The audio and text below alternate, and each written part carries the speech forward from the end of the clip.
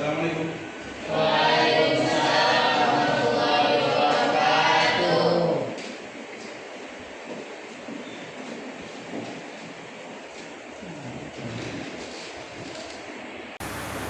Baik, sebelum kita masuk ke dalam materi kita, yang materi ketiga ini, yaitu tentang Undang-Undang Cagar Budaya Nomor 11 Tahun 2010, ya, kita sebaiknya kita absenkan dulu. Siapa tahu ada yang nggak masuk, gitu ya. Pak Yunus Regar, Pak Pandi, mana Pandi? Harus Pak. Bagus ya. Maludin, Ridwan, beri saja tentang materi Undang-Undang Cagar Budaya Nomor 11 Tahun 2010. Pertanyaan awal, kenapa harus ada Undang-Undang Cagar Budaya Nomor 11 Tahun 2010? Ya, apakah dulu sudah ada Undang-Undang tentang Cagar Budaya? Ya, itu ada, ya, itu ada. Oke. Tujuan pembelajaran yang pertama memahami Undang-Undang Nomor 11 Tahun 2010. Yang kedua menjelaskan klasifikasi dan bentuk cagar budaya. Yang ketiga menganalisis peran masyarakat dan pemerintah. Ya, jadi dalam tujuan pelajaran kita itu kita harus memahami apa kaitan cagar budaya dengan undang-undang yang diterapkan oleh negara, gitu ya. Oke, next ya. Oke, tujuan pelajaran memahami isi Undang-Undang 2010, menjelaskan klasifikasi dan bentuk cagar budaya. Yang ketiga menganalisis peran pemerintahan. Yang kesekian ini, ya. Jadi sebelum adanya Undang-Undang Nomor 11 itu sudah ada Undang-Undang Nomor 5 Tahun 1992, ya, tentang benda dan cagar budaya. Oke, apa perbedaan di antara keduanya? Ya, di Undang-Undang Nomor 5, ya, Tahun 1992 itu ada poin memang, poin semua benda cagar budaya itu harus dikembalikan kepada negara. Sedangkan Undang-Undang Nomor 11, ya, tahun 2010 itu tidak. Itu bisa menjadi milik daripada yang punya. Nah, itu perbedaan yang sangat signifikan di antara kedua Undang-Undang Nomor 5 Tahun 1992 dan Nomor 10 itu. Oke, next ya. Waalaikumsalam warahmatullahi wabarakatuh. Kenalkan nama saya Jensa Fitri Kota Barat. Saya izin bertanya. Sesuai penjelasan dari Bapak tadi, kalau Bapak bilang kalau dia bendanya hilang, yang sudah ditetapkan jadi cagar budaya atau tempat hilang, jadi bisa dicabut.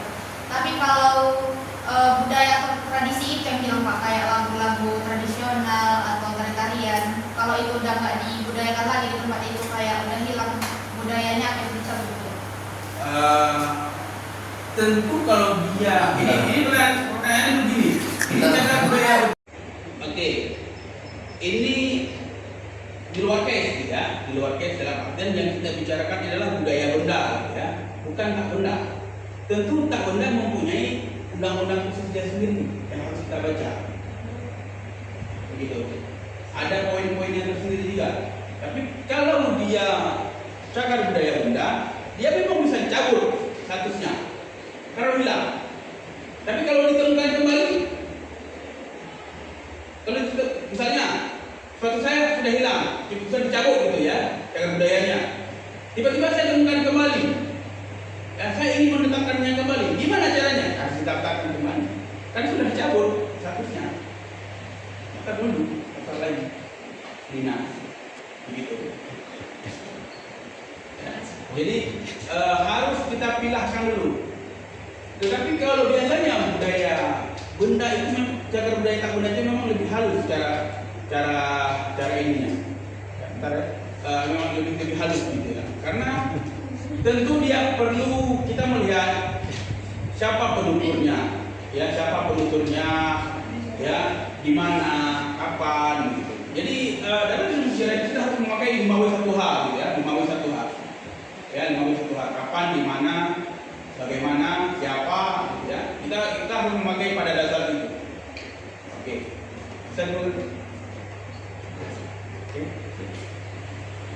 Oke. Mbak, saya ingin menambahkan pertanyaan yang sudah diajukan oleh saudari Dia tadi. Dan pertanyaan, bagaimana jika yang hilang itu tentang tradisi atau lagu-lagunya begitu. Di sini Pak yang saya tahu, jika itu seperti tradisi atau permainan di suatu daerah yang mulai hilang, biasanya itu pemerintahan daerah tersebut atau seperti contohnya di Kabupaten Tapanuli Tengah ini memiliki suatu pemerintahan yaitu dinas pendidikan, di mana pada dinas pendidikan ini adanya bidang divisi kebudayaan. Maka setiap suatu perayaan atau hari-hari peringatan seperti hari jadi Tapanuli Tengah, mereka akan mengadakan seperti lomba-lomba tradisional seperti lagu-lagu tadi, supaya apa?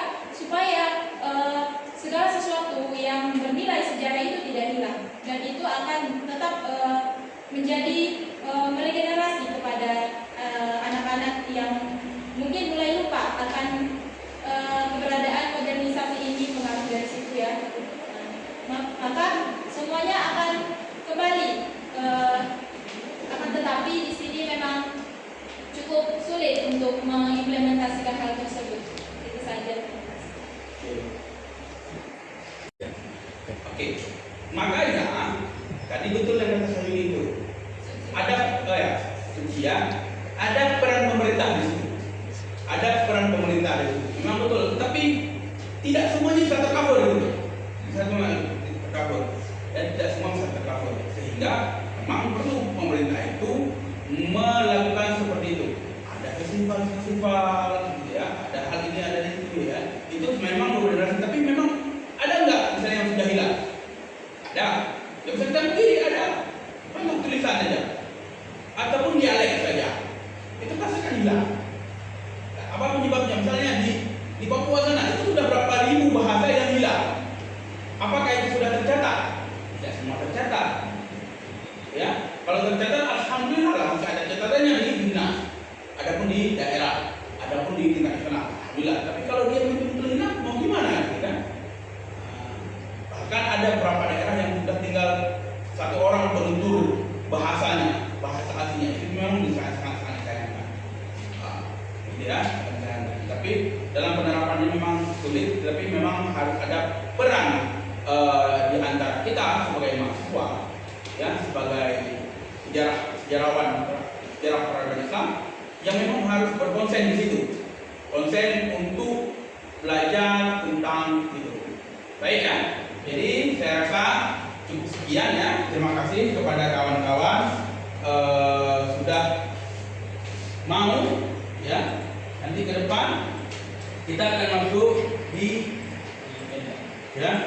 sini ya. Ke depan, minggu depan kita akan masuk di bagian perlindungan ya dan pengelolaan manfaat serta larangan dan sanksi yang akan kita hadapi jika kita melanggar undang-undang cagar budaya. Terima kasih kepada kawan-kawan. Saya akhiri. Wabillahi taufiq.